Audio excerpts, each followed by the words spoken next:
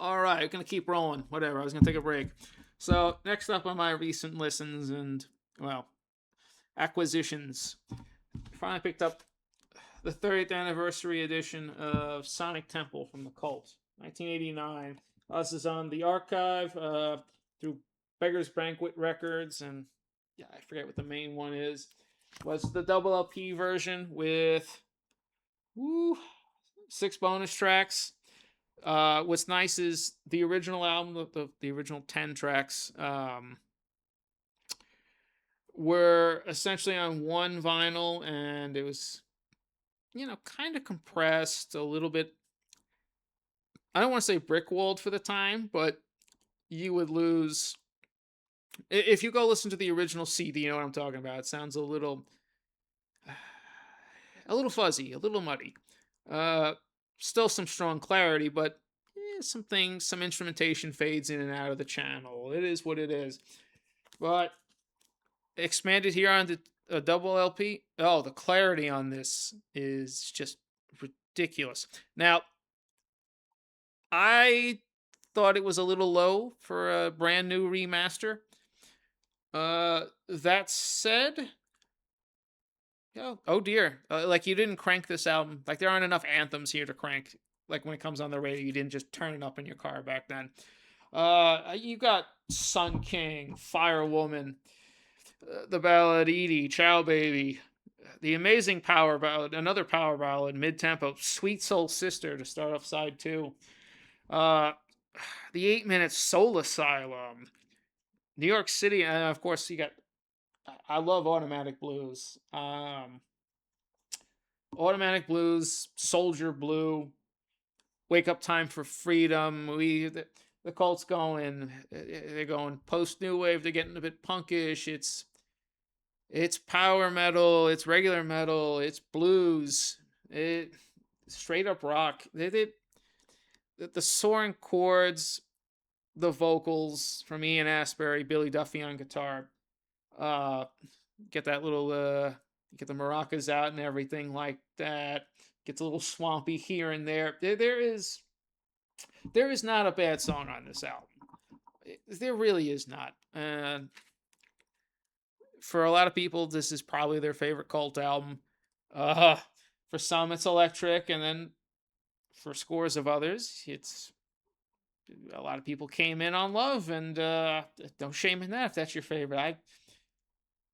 I love the Love album. I do.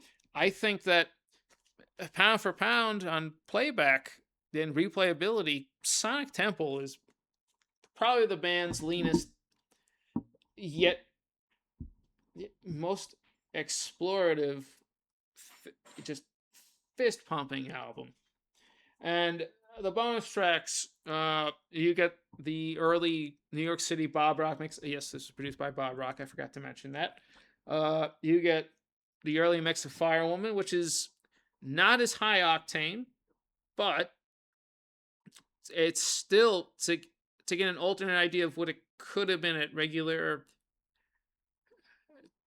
dance or club mix. It's not as a high tempo, as much of a high tempo uh, radio rock hit.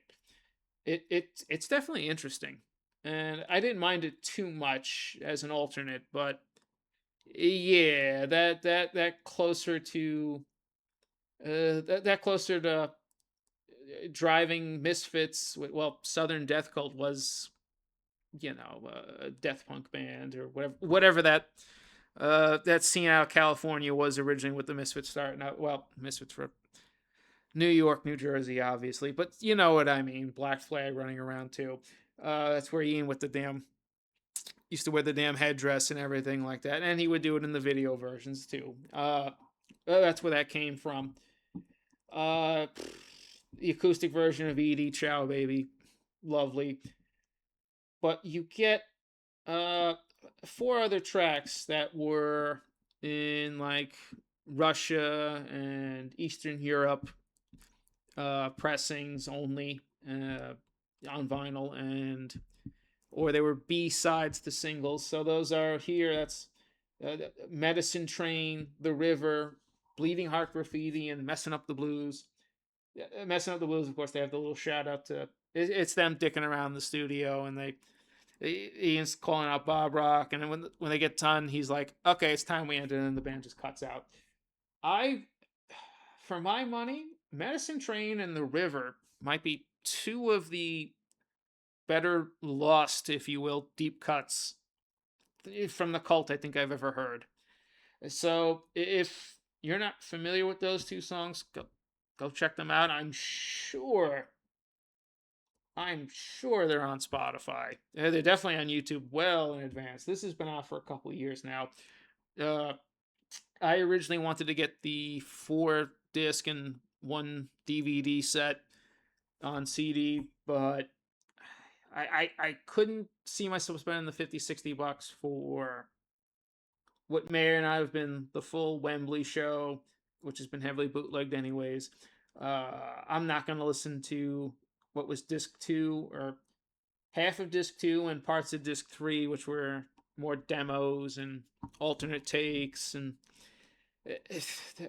besides all the bonus cuts and the regular album on disc 1, I couldn't see myself going back to it that much, so I kind of let it get away. And when this repress of 2023 popped up on Amazon not too long ago, I just said 35. I was like, you know what? I know I'm gonna play the shit out of it, but I want a physical copy, and I don't want to risk having to order the CD remaster, but then get the original CD without all the extra stuff. Because that's happened before. I went to order the 2015 David Bowie of Man Who Sold the World. This was years. This was back in 2016, 2017.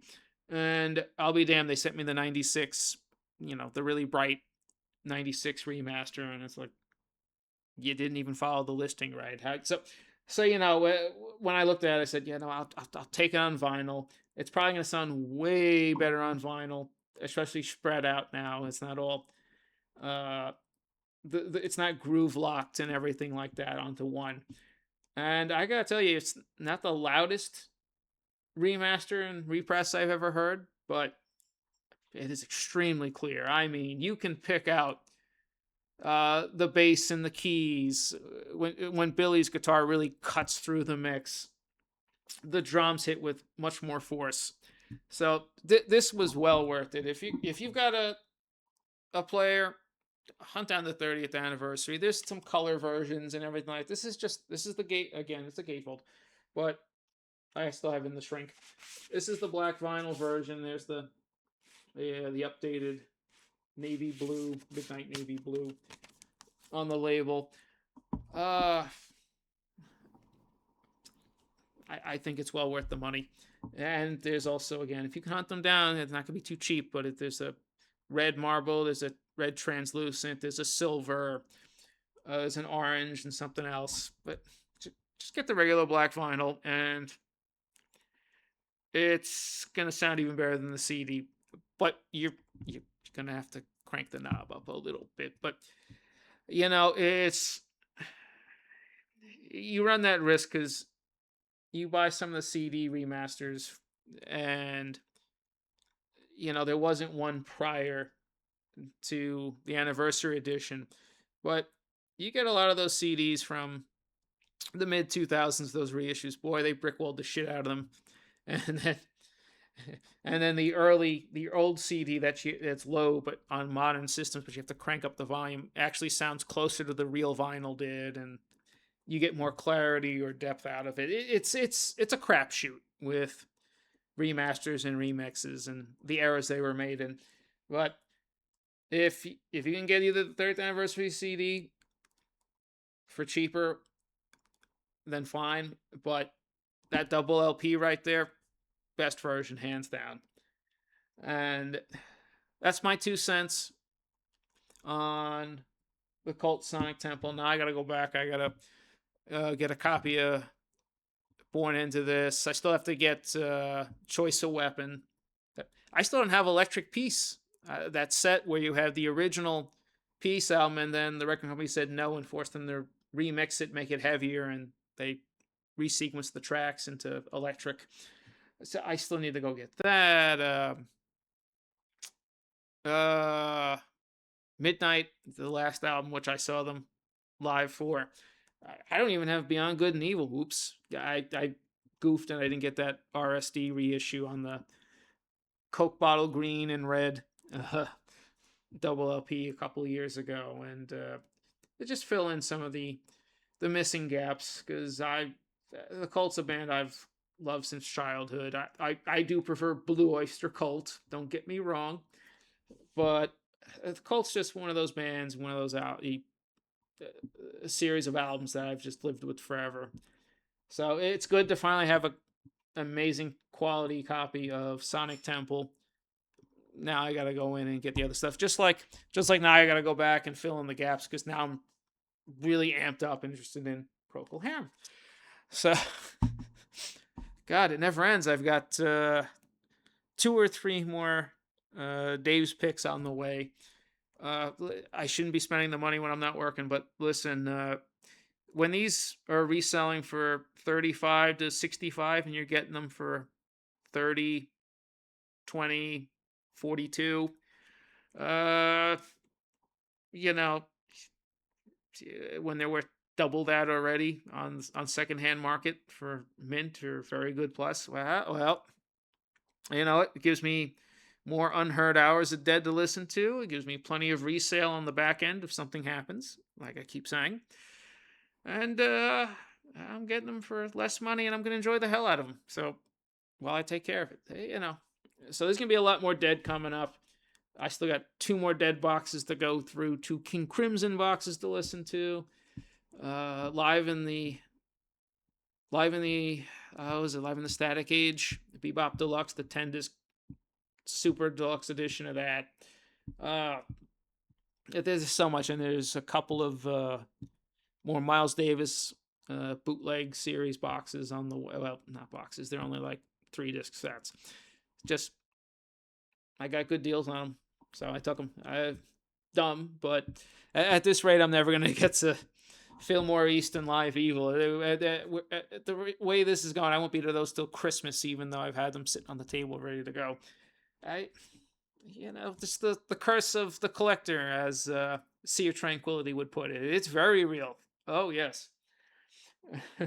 I even got the fourth Sea Wind out the other day for like $8, and it was VG Plus plays mint. So, you know, it is what it is. And like I said in the last video, look in the comments a little bit later, because there's going to be a link or two for some more my buddy's comic book listings on eBay, and check out some other stuff he's got going. He told me the other day he puts them up uh, piecemeal as he goes through, but I think he's launching a full. I think he's gonna make it a full business, if I'm not mistaken. So I'll see what happens with that. And yeah, that's it. I managed to ramble again and go off the deep end, but I'm not totally pissed off like I was the other. I haven't even watched that video back. I'm kind of wondering what half of what I was mad at, because I already forgot. You vent, you let the negativity out, and then afterwards you go, what was I bitching about? it becomes nothing. So check back in a little bit later also, because I think the next thing I'm planning is going to be a review of Dave's Picks 49, but I want to do a ranking of the album covers for Iron Maiden, just my preferences. The only one I don't have is No Prayer for the Dying, but there's 2 versions of that, and even both of them are questionable anyways. So, I will do that next. I'll get my Maiden collection out. Maybe not the records, because I got the originals. I got an original Power Slave downstairs with the with that sand texture cover, where it feels like it's rough and everything, like you're out in the desert or whatnot. But I don't feel like trying to dig 3 or 4 of those out, and then the pile on the shelf is tight, so you got to put 1 or 2 back, and then 4 of them go flying out the back end. I know I'm being lazy, but we'll see what I do next. It's always, I make it up as I go along half the time. You guys can tell that already. Maybe actually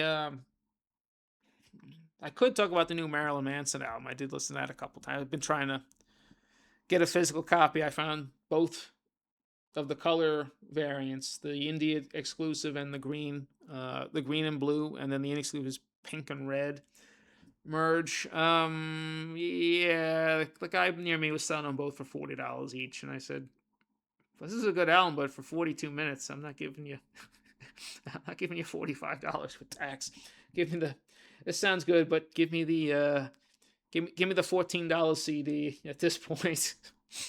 I'm getting killed as it is." And because I thought that was really well. Again, separate interview because I could talk about both part 1 and chapter 2 together. A couple more spins. I think I'll do that maybe tomorrow or by the end of the week. And okay, that's it. I rambled. Yeah, I did it again. 16 minutes. Hit like, drop a comment, subscribe if you want. Enjoy yourself before you dirt in the ground. And see you again real soon. And check the comments. Thanks, guys. See you next one.